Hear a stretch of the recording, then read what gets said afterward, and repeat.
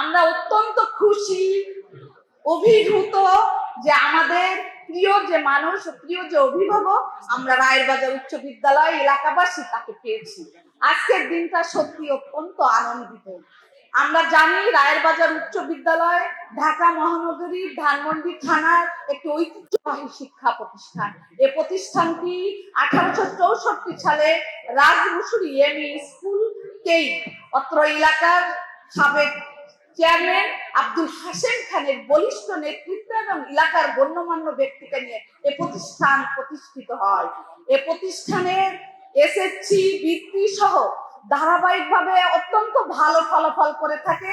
এর সত্যিকারের দাবিদার আমার দক্ষ অভিজ্ঞ শিক্ষক মন্ডলী, সম্মানিত অভিভাবক বৃন্দ, অত্র এলাকার এলাকাবাসী। আমি আরো বড় বক্তব্য দিচ্ছি না, আমি আমাদের প্রধান অতিথির মুখ দিয়ে আজকে আমি বক্তব্য শুনবো।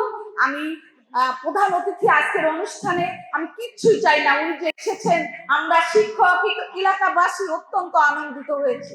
শুধু আপনার প্রত্যক্ষ সহযোগিতা চাই রায়ের বাজার উচ্চ বিদ্যালয় সহ ধানমন্ডি কলাবাগানের স্কুলগুলোর মধ্যে আপনি রায়ের বাজার স্কুলের একটু দৃষ্টি দিবেন।